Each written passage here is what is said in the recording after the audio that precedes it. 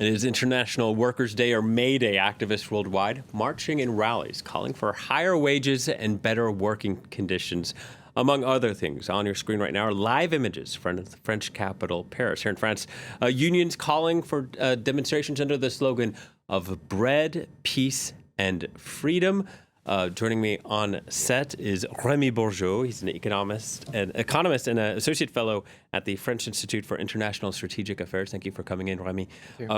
Here in France, there's been a heated debate about who can and who cannot work on May 1st, because May 1st is one of the most protected public holidays, isn't it? What can you tell us about that? Well, we come from a situation with heavy regulations, which were also tied to a certain economic and social model, which is now challenged by the industrial crisis, deindustrialization, and the issues France has been facing, inserting itself within globalization with this overall crisis affecting developed countries. So there's a push to encourage entrepreneurs to cut red tape, but it's not really what is happening on the ground. So you see this kind of uncertainty, this mixed debates regarding regulation.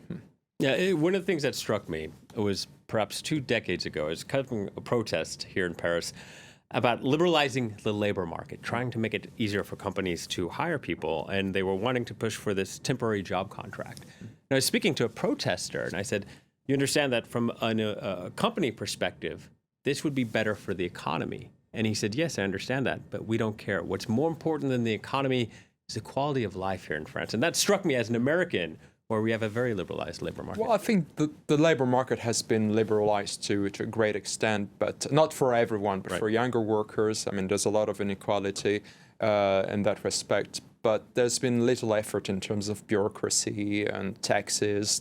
The weight of the bureaucracy, public administration on businesses is really crippling. It really prevents creations, startups and companies from operating, and it encourages also these large zombie companies, especially in the previous environment of low interest rates. So there's really a broader crisis regarding the economic model, the continuing trend of deindustrialization, which really weakens prospects for workers and companies alike, especially within the framework of the Eurozone. And you see that across Europe now also with this industrial crisis affecting Germany. So clearly there's a problem with the way the government is managed and public administration, but it's not just about magical recipes, liberalizing one aspect or another. There's really an overall problem with the economic model, the orientation that France has been following over the past 30 years, especially when it comes to the technological relegation, which makes for poor economic opportunities for workers and for companies. So you have this overall environment. I mean, everybody's talking about reindustrialization. It's become rather rhetorical in the past few years. There's awareness of how important this issue is, but everything is going rather in the other direction. And all these talks you mentioned from 20 years ago appear a bit cut off from this, deeper economic reality, really affecting the economic model. Yeah, and one of the things affecting that right now, the war in the Middle East, these rising energy prices, and we know Europe's being harder hit than the United States. So every year we have May Day rallies where people want more money and better working conditions. Now they have an energy crisis. How hard hit is France or Europe? Well, Europe is slightly less hit or less directly than Asia, for example, because it depends a bit. I mean, it depends less clearly on the Gulf for its energy supply, but it's very much affected by prices, also by the supply crisis in the end, which is really materializing at this point in the geopolitical crisis between the U.S. and and Iran. And the thing is, it really relates to what we were mentioning previously in terms of the industrial crisis. This energy prices are affecting industries very badly, and really pushing the trend of deindustrialization from already extreme levels. So it's very preoccupying, and there's really a problem also in terms of policy strategy in that respect with this European system of prices, where electricity prices in France are somehow dependent on gas prices at the European level. I mean, natural gas prices, which doesn't make much sense for a country which has invested so heavily and successfully in nuclear energy over the past decades. So there's really a lack of vision and strategy to encourage industries to develop and to position themselves in new technologies. So that's really key. And the energy crisis is disastrous in this respect, because there's already an energy crisis from 2022 with the Ukraine war, which hasn't been fixed either on the geopolitical or economic front, and now this new crisis is having devastating effects on, and the situation was already very precarious, not only in France. You could see also in Germany, which is the industrial heartland of the European Union, all these closures and very large industrial companies making public statements about their difficulties. At the top there, you mentioned that Asia was a little bit harder hit from the energy crisis than Europe. In Asia, we've seen some economic relief packages to help citizens deal with rising fuel prices.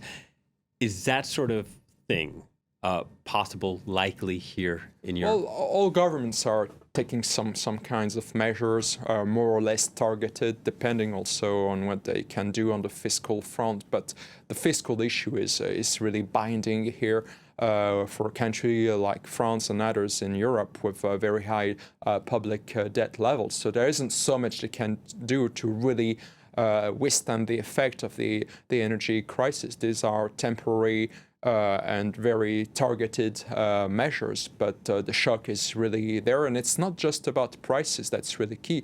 I mean, that was the first materialization. It was really in terms of prices for Europe, because it was not so directly affected, or less so than Asian countries.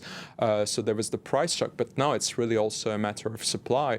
You hear about shortages in terms of jet fuel, but it's much deeper. It's going to affect so many industries. And it's not just about energy. I mean, there's been also rising awareness of other critical components like helium, which are used for semiconductors to manufacture chips. So it's really propagating across industrial supply chains all over the world. And so all countries, especially in Europe, are going to be affected directly and indirectly through all these channels from manufacturing countries across the world, and especially in Asia. And can you give us sort of an abbreviated timeline of these effects over the next 3 to 6 months, what we'll see? I mean, we have the cost of living, we have the cost of energy, we have some people are speculating about whether airlines will still be flying because of the energy crisis. How do you see things shaping out over the next 3 to 6 months? Well, it's starting to be really bad at this point, because I mean, you have very concrete elements of tankers not leaving their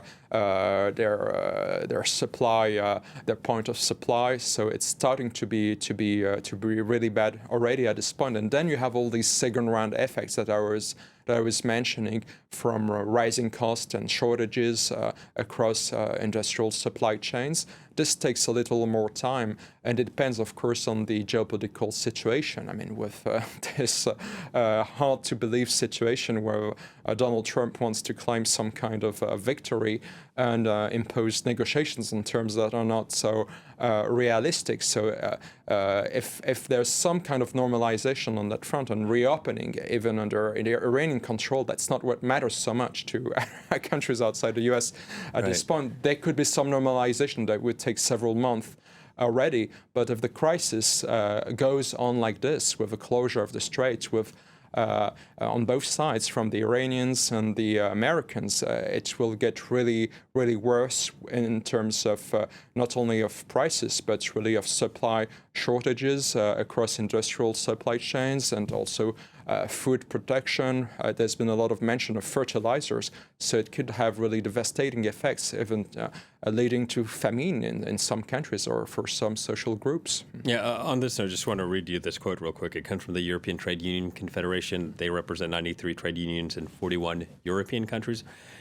They said working people refuse to pay the price for Donald Trump's war in the Middle East. As you say, it's unlikely that the U.S. will perhaps listen to all these concerns, but what should working people do? How could they prepare to pay the price for this war, which shows no end in sight?